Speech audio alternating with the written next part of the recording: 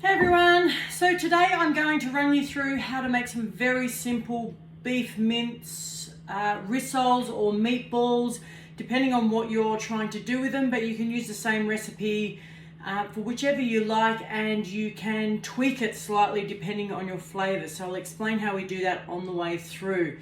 Now this is a 10-minute meal. It shouldn't take you more than 10 minutes to prepare it, and then you've just got to get everything else ready to go with it as well. So nice, quick and simple, and I'll put the recipe in the comments below. All right, so first of all, I'm going to cheat a little bit, and I'm going to actually use a food processor to cut all my bits and pieces up. So I'm going to put them into the blender here, and then that way it gets it nice and fine, a lot quicker, and I don't have to chop it up. But if you don't have that, you can cut them into small pieces, centimeter sized pieces or smaller, just depending on how much chunk you want in it, basically. So basically, first of all, we're going to cut an onion, a full onion, about a medium size, about a handful. You can use red, you can use brown, just depends again on what you've got in the cupboard or preference, doesn't matter. So quickly peel that.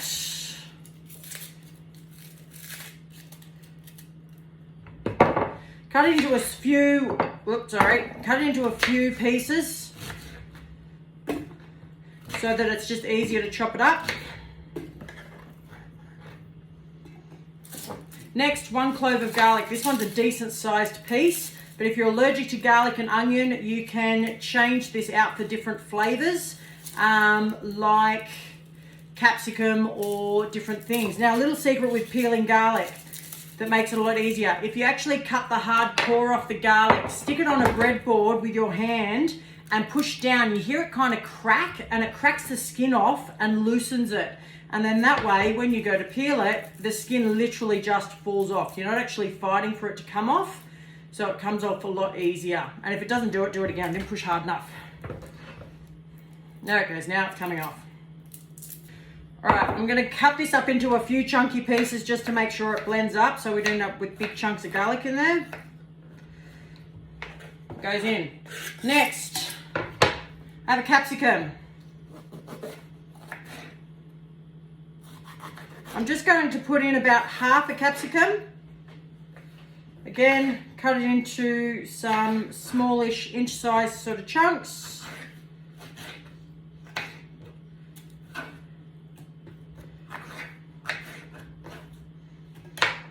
And mushrooms. I'm going to put about a handful of mushrooms, so about half a cup of mushrooms in there as well. So that's all at this point, and then I'm going to stick a lid on this. Okay,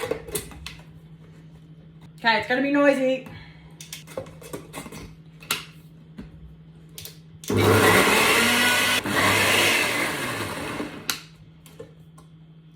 All right, so once I'm done, I've ended up in this case with more of the paste, which won't be a problem because your flavor will go through your mince really nicely, and you'll get a really, really nice meatball out of it, which is a really good thing.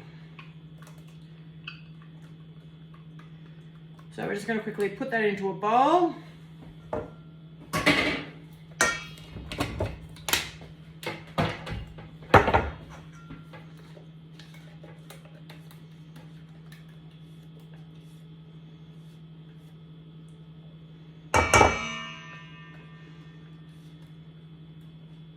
Be warned though, doing it this way, I'm starting to cry because the onions are creating tears. Right, next.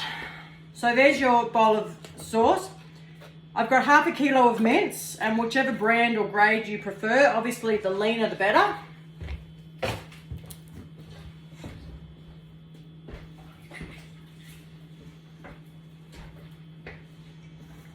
One egg. If you're not confident of cracking an egg, cracking it into a bowl first.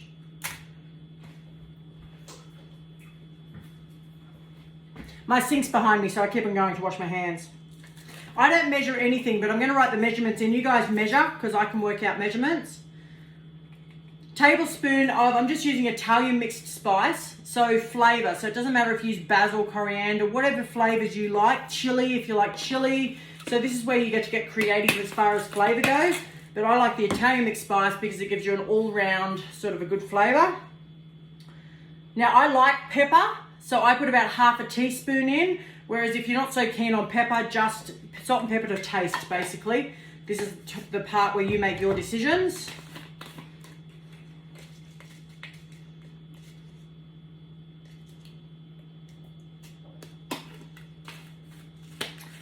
And finally, we're going to need something to bind it together.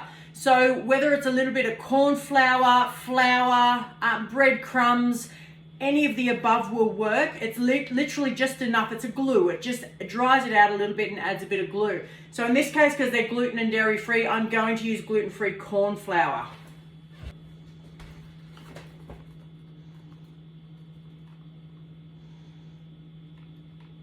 So that's 1/3 of a cup measure. So you're looking at about 1/4 of a cup of corn flour. This is the part where everyone loves. A pair of gloves, it always makes it easier.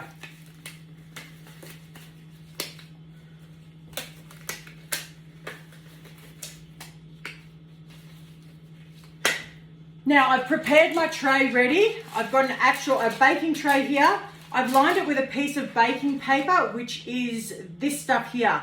What it does is it stops making the mess, and then easy cleanup, and it stops them sticking to the tray. So it's literally a no mess option. It is the best friend you'll ever come across. I use it for everything. Okay, and then, whoopsies. Make a mess.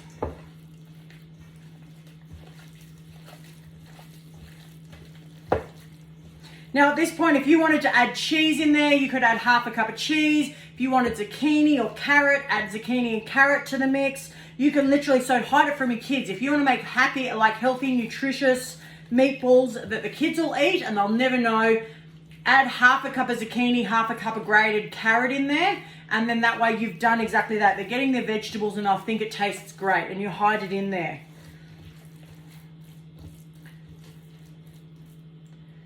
So then, once you're at that point, everything's a mess, but that's okay.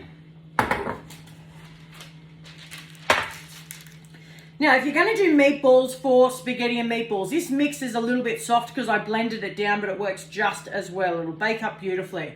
Spaghetti and meatballs, you're making little meatball size balls. They're about 1 inch round, and then you just bake them like that. You bake them for about 20 minutes, and then you have to sacrifice one and try it to see if they're cooked through. And then you have to taste it, make sure it tastes good at the same time. I'm making hamburger style patties today, so you could actually serve these as a hamburger and put a slice of cheese on the top right at the end to melt it down, and then you have a hamburger. If you're making actual rissoles to put in a spaghetti and meatballs and want big ones, make big balls. In my case, I want softer, rounder patties. So just drop them on the tray to the size you want. And just make sure that we're at this point, if you've got 6 people, that you make 6 patties. It just depends on sort of who you're feeding and everything to what size you want them. So this is very versatile. If you've got friends coming over and you want to actually turn this into like party nibblies, make mini meatballs with a yummy tomato sauce or a dipping sauce, and you literally have then got put them on a toothpick, and you've got little little meatballs to dip. So you can use this for everything. This is very, very versatile. So I'm going to get 5 out of this because I like a bigger meatball, because I only need 1 for dinner. That's if I can still eat 1. We'll see how I go. They might be too big now. We'll see. All right, there we go. So take my gloves off before I make a mess. So there's your meatballs there. They're on the tray, on the paper. I'll stick those in the oven for about 40 minutes on 180 degrees in a fan-forced oven. If it's not fan-forced, you might need closer to an hour, and they will be ready. So it's been 45 minutes and my rissoles have been in the oven for at 180 degrees and they are ready. So I'll just pull them out of the oven. And here they are here. You can see that all the fat and juices come out of them onto the baking paper so it didn't make a mess. And also they are cooked. So you can always cut into one or cut it in half to make sure it's not pink on the inside, or if you do like a pink rissole, you can leave it pink. It's solely up to you on how well you like them cooked, but this is how they look when they should look when they come out of the oven. Enjoy your dinner, guys, and I'll talk to you soon. Bye.